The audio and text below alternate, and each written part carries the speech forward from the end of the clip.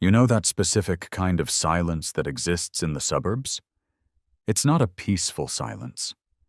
It's not the silence of a forest or a library. It's an oppressive, weaponized silence. It's the sound of 1,000 people holding their breath, waiting for someone to screw up.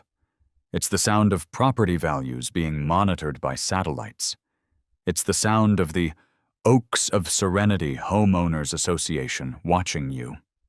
I live in the Oaks. It's a premier planned community, which is real estate speak for we cut down all the actual oaks and named the streets after them to alleviate the guilt. My house is a nice house. It's beige. The house next to it is beige. The house across the street is a slightly different shade of beige that is technically called sand dune. But let's be honest, it's beige. It was Saturday. High noon.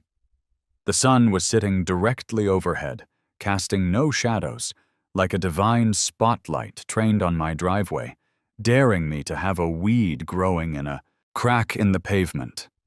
But I was safe. My lawn was manicured to within a millimeter of its life. My trash cans were hidden behind the regulation lattice screen. My flag was flying at the appropriate angle. I was inside, safe from the prying eyes of the neighborhood watch, engaged in a task that I had successfully put off for 6 months, hanging a picture. It wasn't just any picture. It was a lithograph of a lighthouse that my wife, Sarah, had purchased on a trip to Maine. It was heavy. It was framed in reclaimed driftwood, and it had been leaning against the wall in the upstairs hallway for so long that I'm pretty sure it had started paying rent. "Jack," Sarah had said that morning, stepping over the frame on her way to yoga. "If that lighthouse isn't on the wall when I get back, I'm going to assume you don't love me, or the ocean, or the concept of vertical storage." "It'll be up," I promised. "I'm a man of action." She snorted, a very un-yoga-like sound, and left. So there I was, 12:00 p.m. I had my tools laid out on the hallway floor like a surgeon prepping for a heart transplant. I had a tape measure. I had a pencil behind my ear, which made me feel industrious. I had a level. And I had my hammer. It was an S-twing. Solid steel shank, leather-wrapped grip. It was a tool that meant business. I had inherited it from my father, who used it to build sheds. I mostly used it to threaten IKEA furniture that refused to assemble correctly. I measured the wall, I marked the spot, I positioned the brass hook.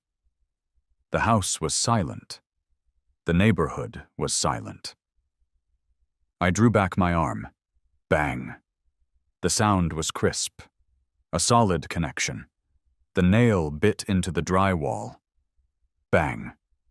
I adjusted the angle slightly, ensuring the hook would sit flush. Bang.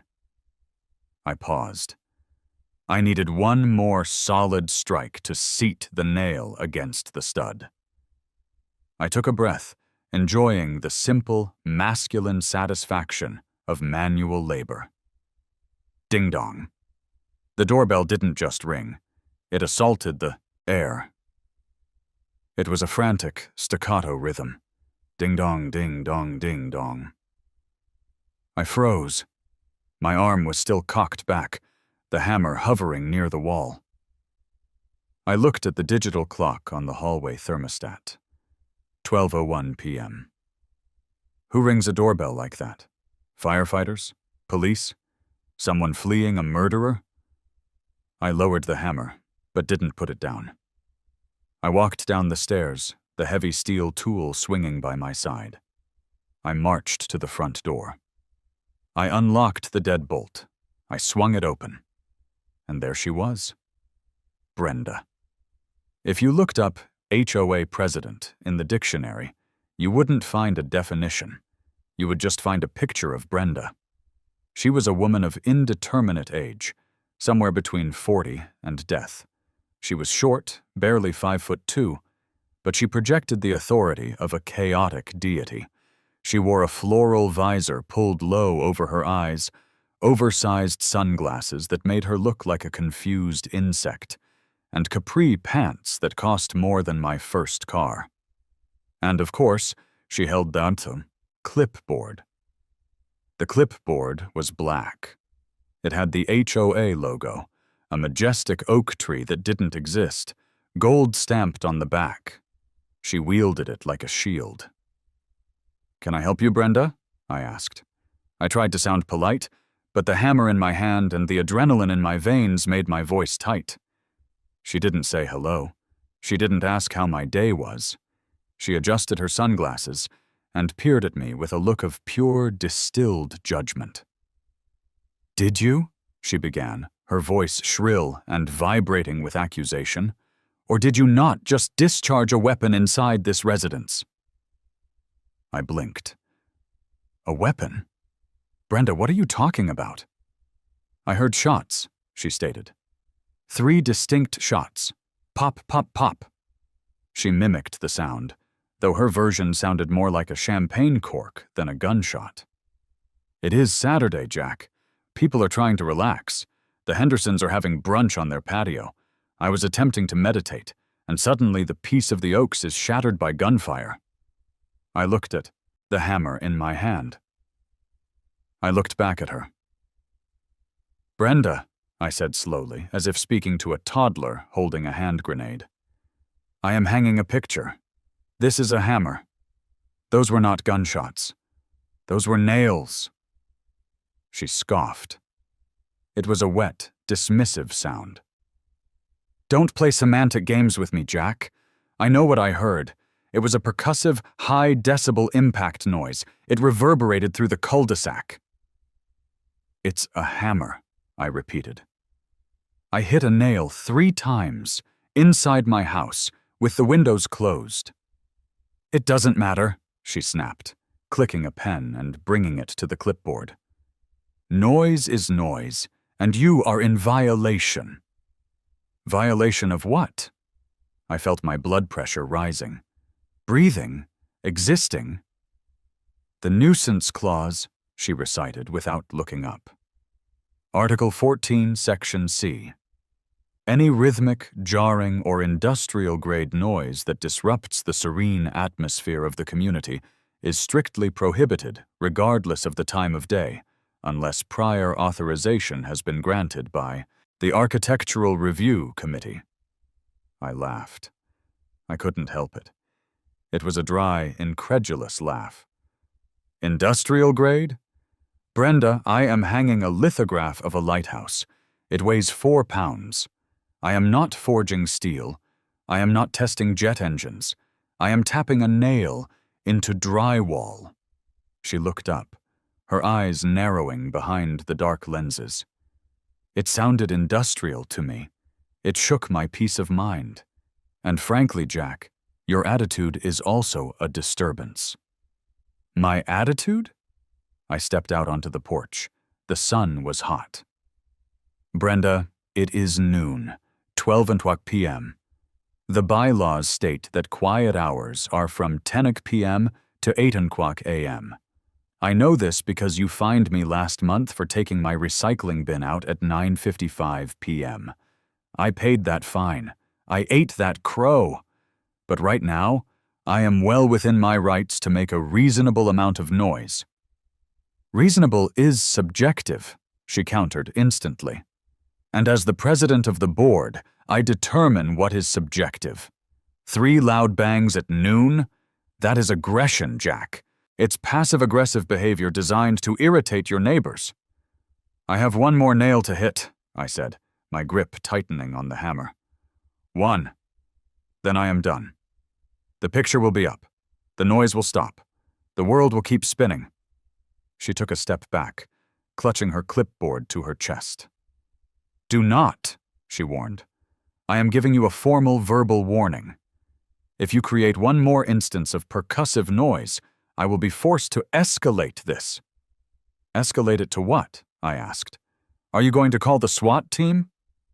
"I will escalate it to a level 2 infraction," she said, her voice dropping to a menacing whisper. "And you know what the fines look like for a level 2. I did know.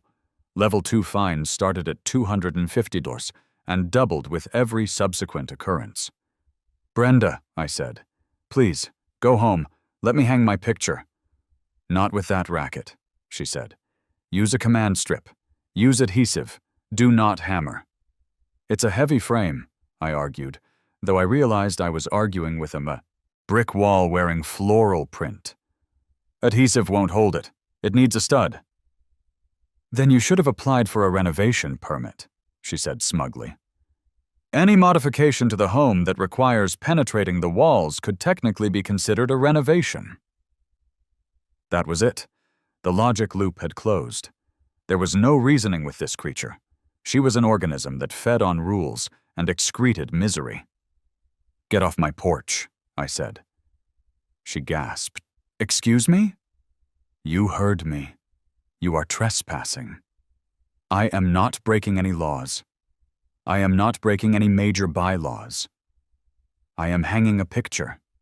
Now get off my porch before I call the actual police for harassment." Her mouth opened and closed like a fish out of water. She turned a shade of red that clashed horribly with her visor. "You will regret this, Jack Miller," she hissed. "Mark my words. You will rue the day you spoke to me like this." She turned on her heel. Smack, smack, smack went her flip-flops, and marched down the walkway. I watched her go. I watched her cross the sidewalk and step onto her own pristine driveway across the street. I didn't close the door. I wanted her to hear it. I needed her to hear it. I walked back up the stairs. I felt calm. It was the calm of a man who has looked into the abyss and decided to cannonball into it. I positioned the nail. I lined up the hammer. Bang! I hit it hard. Harder than necessary. I hit it with the frustration of 5 years of living in the Oaks of Serenity. Bang! Just to be sure. I hung the picture. I stepped back. It was level. It looked fantastic. I went downstairs, closed the front door, locked it, and went to the kitchen. I opened the fridge and grabbed a beer. My hands were shaking slightly, not from exertion, but from rage. I sat on the couch and waited. I knew it wasn't over.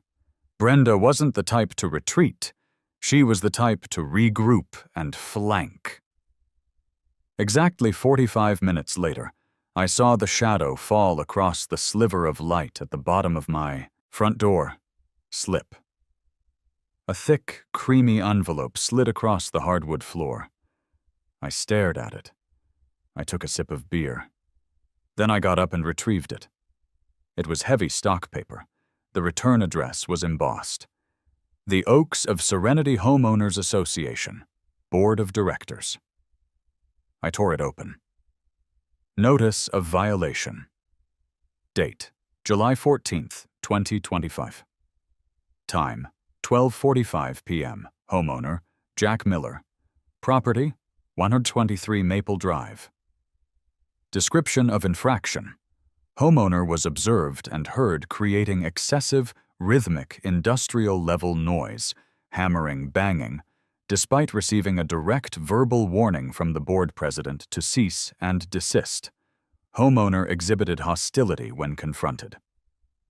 Violation Code, Article 14, Section C, Nuisance and Noise Pollution, and Article 10, Section A, Unapproved Construction, Renovation Activity. Penalty: fine for noise violation, $250. Fine for unapproved construction activity, $250. Administrative fee, $50. Total due, $550. Note: failure to pay within 14 days will result in a lien being placed on the property. Continued violations will result in daily compounding fines. I stared at the paper. $550. $550 for 4 hits of a hammer. I looked at the picture of the lighthouse at the top of the stairs. It was a nice picture, but it wasn't a $500 picture. My first instinct was violent. I wanted to march across the street and stake this violation notice into her front lawn. But that would be playing her game. That would be giving her what she wanted. An outburst, a reason to call the cops, a reason to fine me more. No. Anger was a blunt instrument. I needed a scalpel, or perhaps a sledgehammer. I went into my office. I sat at my desk. I pulled the Oaks of Serenity binder off the shelf. It was a massive 3-ring binder, 4 inches thick, containing every rule, regulation, bylaw, covenant, and restriction that governed our lives. Every homeowner received one upon closing. Most people used it as a doorstop or a monitor stand.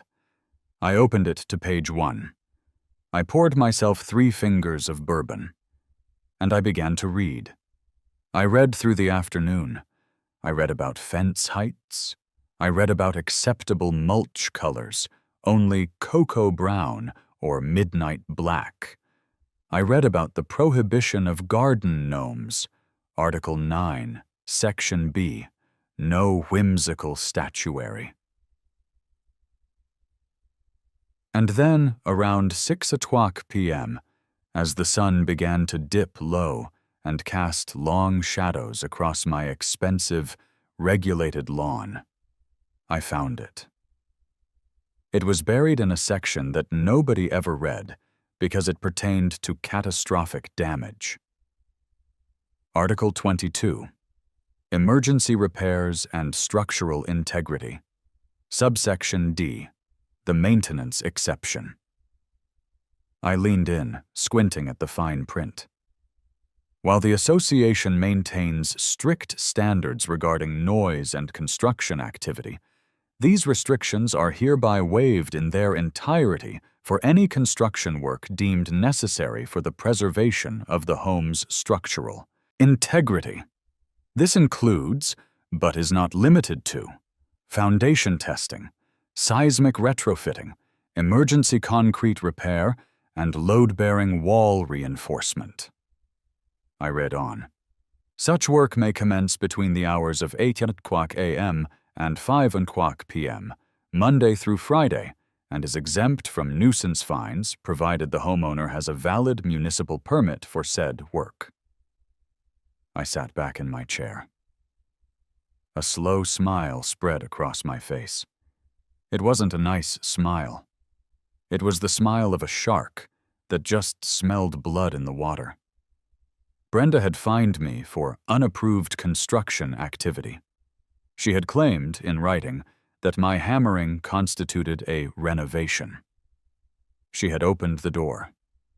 If she wanted to police my construction, I would give her construction. But I needed help. I needed a professional. I needed someone who understood that noise wasn't just a byproduct of work. It was an art form. I picked up my phone. I scrolled through my contacts until I found a name I hadn't called since college. Back on, when we were dumb and reckless. Tony the Jackhammer Vitelli. Tony didn't build houses. Tony destroyed them. Tony owned a company called Vitelli Demolition and Heavy Excavation. His slogan was, "We crush it." I hit dial. The phone rang 4 times.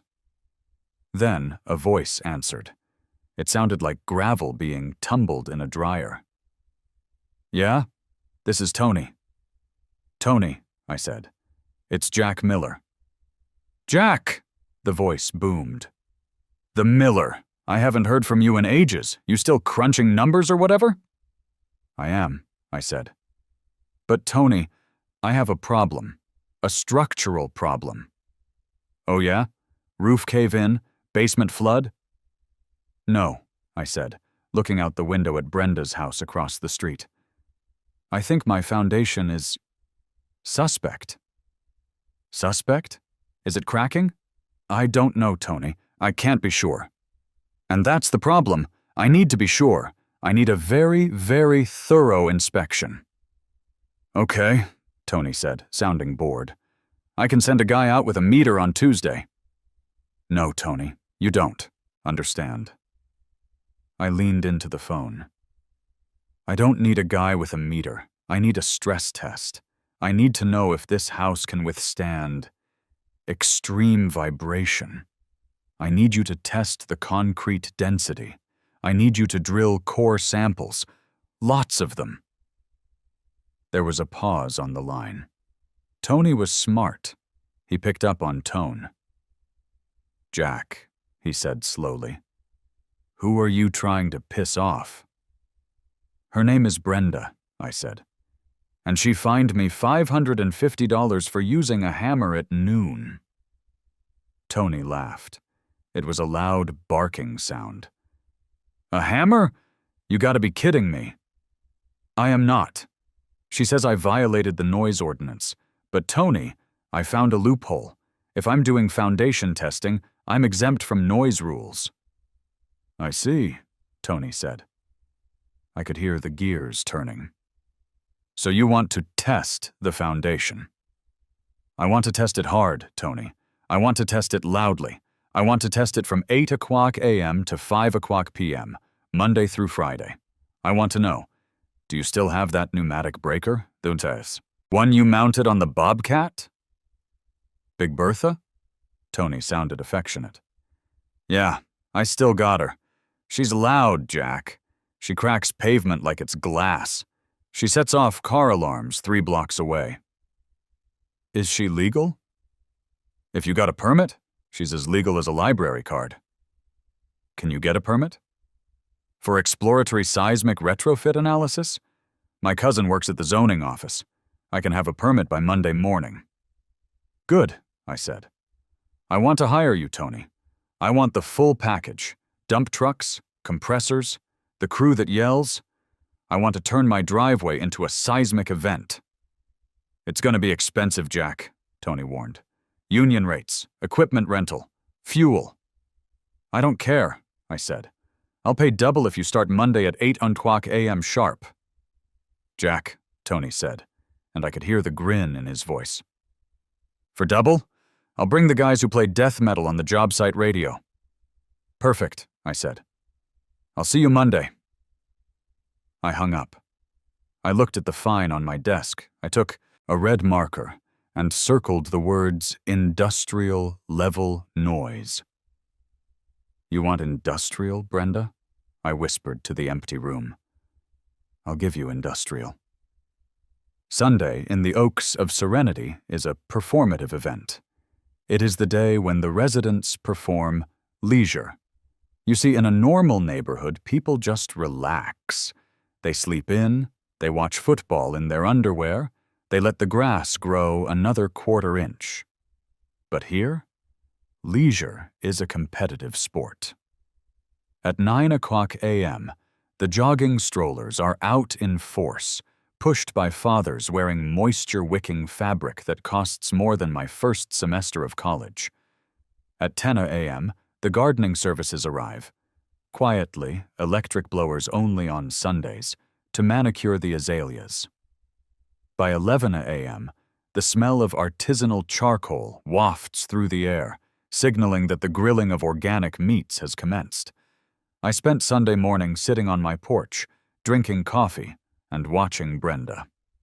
She was out there, patrolling. She had swapped her visor for a wide-brimmed straw hat that made her look like a plantation owner in a melodrama.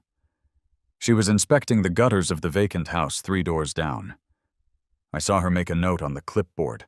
Someone was about to get a nastygram about moss. She glanced at my house.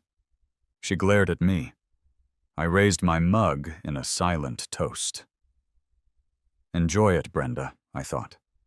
Drink in the peace. Listen to the gentle rustle of the leaves. Memorize it. Around 1 o'clock p.m., the atmosphere of the neighborhood shifted. A disturbance in the force. It started as a low rumble, distant but approaching fast. It wasn't the polite hum of a Lexus or the electric whine of a Tesla. It was the guttural, unwashed roar of a diesel engine that had been smoking since the Reagan administration. A Ford F-350, lifted, battered, and coated in a layer of dust that was practically geological, turned the corner. It was painted a matte gray that suggested it had been primed but never finished. On the side, in stenciled black letters, it read, "Vitelli Demolition." Underneath, in smaller font, "We make big things small." The truck rumbled down the street. I saw heads turn. The jogging dads stopped jogging. The gardening crews paused. It was like seeing a wild boar wander into a tea party. The truck pulled into my driveway. It didn't glide. It lurched. The brakes squealed, a high-pitched metal-on-metal screech that made a dog bark 2 streets over. The engine died with a shuddering clunk, and a puff of black smoke drifted lazily toward Brenda's pristine white hydrangeas. The driver's door groaned open, and Tony Vitelli stepped out. Tony was a masterpiece of blue-collar aesthetics. He was 6'4" and shaped like a vending machine. He wore work boots that had clearly seen combat, jeans that were more oil-stained than denim, and a neon yellow t-shirt that was tight across a chest built from lifting concrete blocks. He had a cigar clamped between his teeth. It wasn't lit, but it was there, a permanent fixture. "Jack!" he bellowed. His voice was naturally amplified, seemingly bypassing his vocal cords and resonating directly from his diaphragm. "Nice place. It smells like potpourri and repression." "Tony," I said, walking down the steps to shake his hand. His grip was like a vice made of sandpaper. "Thanks for coming on a Sunday." "For you? Anytime," Tony said, looking around. He spotted Brenda across the street. She was frozen, standing by her mailbox, staring at Tony's truck like it was a UFO. Tony gave her a wide wave. "How you doing, sweetheart? Nice hat." Brenda did not wave back. She clutched her clipboard and scurried into her garage like a frightened crab. "She's the one?" Tony asked, nodding toward Brenda's house. "That's her, the Queen of Quiet." Tony grinned. It was a terrifying expression. "Let's go look at this foundation problem of yours." We walked around the perimeter of my house. To the untrained eye, my house was perfect. The brickwork was immaculate. The concrete slab was smooth. But Tony wasn't using an untrained eye. He was using the eye of a co-conspirator. He stopped at the corner of the driveway, knelt down, and ran a thick finger along a hairline crack that was maybe a millimeter wide. It was the kind of crack caused by normal settling, the kind every house in America has. "Oh boy," Tony said, shaking his head with exaggerated gravity. "You see this, Jack?" "I see it, Tony." "Is it bad?" "Bad? It's catastrophic," Tony said, standing up and wiping his hands on his pants. "This here represents a potential subsurface fissure in the aggregate substrate. If we don't investigate this, the whole northeast corner of your house could slide into the street. Maybe, possibly, in 1,000 years. We can't take that risk," I said seriously. "Think of the property values." "Exactly," Tony said. "We need to do a grid pattern analysis." We went back to the porch and sat down. I brought out a couple of beers. Tony cracked his open and took a long pull. "All right, let's talk turkey," Tony said. "You want noise. You want legal noise. You want noise that makes people question their life choices." "Correct." "Here's the plan," Tony said, pulling a crumpled notepad from his back pocket. "I can't just come in here and bang on the ground for no reason. We need a methodology. We need a process." He wrote the process on the notepad and underlined it twice. "Phase 1, exploratory drilling," Tony explained. "We use the handhelds, pneumatic jackhammers. We drill 1-inch holes every 2 feet along the driveway and the front walk. We claim we're taking core samples to test for, I don't know, sinkholes, radon, ancient burial grounds, Doesn't matter. How loud is a handheld? About 100 decibels, Tony said. Loud enough to make you shout to be heard. But that's just the appetizer. What's the main course? Phase 2, the breaker. Tony's eyes lit up. If the core samples come back inconclusive, which they will, because I'm the guy writing the report, we bring in the Bobcat, Big Bertha. That's a hydraulic breaker. It hits at about 120 decibels. But it's not just the sound, Jack. It's the frequency. It's a low-frequency thud that travels through the ground. It vibrates the water in your toilet bowl. It rattles the dishes in the cupboards next door. Beautiful, I whispered. And here's the kicker. Tony leaned in. Safety regulations require that any time heavy machinery is moving in reverse, it must emit an audible warning signal. The beep, I realized. The beep, Tony confirmed. And my Bobcat? The backup alarm is broken. It's stuck on high volume. It sounds like a dump truck backing up inside your ear canal. Beep, beep, beep. Every time I reposition the rig, and I'm gonna need to reposition it a lot to get the angles right. I took a sip of beer, imagining the symphony.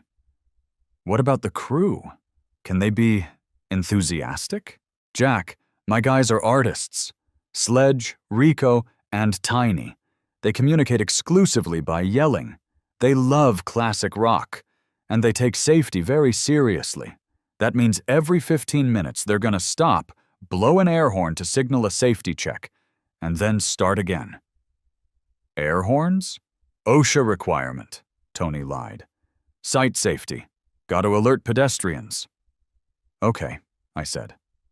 This sounds perfect. Now the paperwork. Brenda is going to call the cops. She's going to call the city. She's going to call the National Guard. Let her call, Tony said. Tomorrow morning, 7 o'clock a.m., me and you go down to the county permitting office. My cousin Sal is at the desk. We file for a Class C structural investigation permit. It costs $200. It gives us a 30-day window to conduct invasive testing between 8 a.m. and 5 p.m. Does it specifically mention noise? It mentions necessary construction activity, Tony said. And jackhammers are necessary for concrete. You can't. Tickle the concrete open, Jack. You gotta smash it. The noise is a byproduct of the work. Legally, it's untouchable, as long as we stick to the hours. What if she claims harassment? Harassment? Tony laughed. We're fixing your house. We're saving the neighborhood from a potential foundation collapse. If anything, she should be thanking us. We're heroes, Jack. I looked at the fine sitting on the table between us. The $550 extortion attempt. Tony, I said, I want to start tomorrow. Tomorrow is Monday, Tony nodded. The equipment is at the yard. I can have it loaded and rolling by 7:30. We'll be parked in front of your house at 7:45. Engines idling, coffee steaming. Do it, I said. How much? Tony scribbled some numbers on the pad. Mobilization fee, equipment rental, labor, disposal fees for the concrete we break. You're looking at about $1,000 a day. It was a lot of money. It was vacation money. It was new car money. I looked at Brenda's house. I saw the curtains twitch. I thought about the nuisance clause. I thought about the smug look on her face when she told me to use a command strip. Worth every penny, I said. Book it for the month. A month? Tony choked on his beer. Jack, I can turn your driveway into gravel in 2 days. I don't want it turned into gravel in 2 days, I said calmly. I want it turned into gravel, slowly, artistically. I want you to find anomalies. I want you to need to bring in a specialist. I want delays. I want supply chain issues with the replacement concrete. I want this hole in the ground to be open for 4 weeks. Tony looked at me with a newfound respect. You're a sick man, Jack. I like it. We shook hands. The deal was struck. Monday morning, 6:45 a.m. I didn't sleep well, mostly because I was too excited. It felt like Christmas morning if Santa Claus was bringing heavy industrial equipment instead of toys. I showered, dressed in my homeowner casual attire, and drove to the county permitting office. Tony met me there. He looked surprisingly professional in a collared shirt, though he still smelled faintly of diesel. We walked up to the counter. A guy who looked exactly like Tony but slightly shorter was sitting there, eating a bagel. "Sal," Tony said. "Tony," Sal grunted. "This is Jack. He's got a foundation issue.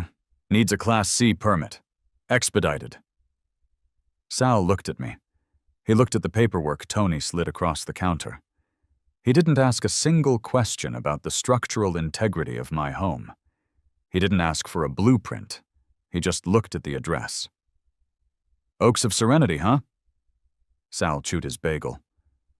"My sister-in-law lives there. Got fined last week for having a bird feeder that wasn't architecturally congruous." "Rough," I said. "We're doing some testing. Might get loud." Sal stopped chewing. A gleam appeared in his eye. He stamped the form. "Chunk." "Approved," Sal said. "Make sure you test it real good." "We will." "Sal," I promised. We walked out with the permit. It was a beautiful piece of paper. Canary yellow. Official seal. It was my shield. I drove home. I parked my car in the garage, safe from the coming storm. I brewed a fresh pot of coffee. I sat on the front porch swing. 7:40 a.m. The neighborhood was waking up. The morning commute was starting. The silent electric cars were gliding out of driveways. Then, the invasion began. It wasn't just Tony's truck this time. It was a convoy. First came the flatbed, carrying the Bobcat. The Bobcat was yellow and black, scarred from 1,000 battles. The hydraulic breaker attachment, Big Bertha, was mounted on the front. It looked like a giant robotic woodpecker from hell. Behind it was a dump truck, a big one, the kind that takes up a lane and a half. Behind that was a van towing a trailer mounted with a compressor the size of a Volkswagen Beetle. The convoy rolled down Maple Drive. The sheer incongruity of it was breathtaking. This was a street where people worried about tire marks on the asphalt, and here was 20 tons of heavy steel rumbling through. They pulled up. The air brakes hissed, a sharp, percussive PSHHT that cut through the morning air like a whip crack. Tony jumped out. He was back in his neon vest and hard hat. He walked to the middle of the street and started directing the other trucks. "Back it up! Back it up!" he screamed, waving his arms. The flatbed driver threw the truck into reverse. Beep, beep, beep, beep. The sound was piercing. It was the universal sound of warning. It bounced off the brick facades of the houses. It woke up teenagers 3 streets away. Brenda's front door opened within 10 seconds. She stepped out, tying the belt of her silk robe. She looked confused. She looked at the trucks. She looked at the men jumping out of the van, Sledge, Rico, and Tiny. Tiny was not Tiny. Tiny was a human mountain with a beard that contained its own ecosystem. He was carrying a sledgehammer over his shoulder like a toothpick. Rico was dragging heavy orange hoses across my lawn. Sledge was setting up a cooler of Gatorade on my retaining wall. Brenda marched down her driveway. I stayed on my porch, sipping my coffee. I wanted to let her assess the tactical situation before I engaged. She walked right up to Tony, who was unhooking the chains on the Bobcat. "Excuse me," she shouted over the idle of the diesel engines. "Excuse me, what is this?" Tony turned around. He looked down at her. "Delivery?" he guessed. "You order a pizza?" "I am the president of the Homeowners Association," Brenda shrieked. You cannot park these monstrosities here. You are blocking the flow of traffic. You are leaking oil on the roadway." "Ma'am," Tony said, his voice dripping with mock politeness. "This is an active work zone. Please step back. Hard hat area." "Work zone? What work?" She spun around and pointed a finger at me. "Jack, what is this?" I stood up. I walked slowly down the steps. I was holding the permit in one hand and my coffee in the other. "Good morning, Brenda," I called out cheerfully. "Beautiful day for some home improvement, isn't it?" "Get these trucks out of here," she demanded. "You are violating Article 18. No commercial vehicles overnight. No obstruction of the easement." "They didn't park overnight, Brenda," I said, checking my watch. "They arrived at 7:45 a.m. Perfectly legal." "For what?" she spat. "What could you possibly need a bulldozer for?" "It's a skid steer, actually," I corrected her. "And as you pointed out on Saturday, there were some concerning noises coming from my house. Industrial noises, you called them. I realized you were right. I realized I might have a structural defect." Her eyes narrowed. "I didn't say you had a structural defect. I said you were annoying." "Well, the implication was there," I said. "And I can't live in an unsafe home. So I've hired Mr. Vitelli here to conduct a comprehensive seismic analysis of my foundation." "A what?" "We're testing the slab," Tony interrupted. "Gotta check for voids. Gotta check for rebar corrosion. It's gonna get messy, ma'am." "You can't do this," she said, her voice trembling with rage. "I forbid it. The board forbids it." I held up the yellow paper. "The Class C permit." "The city of Philadelphia permits it," I said.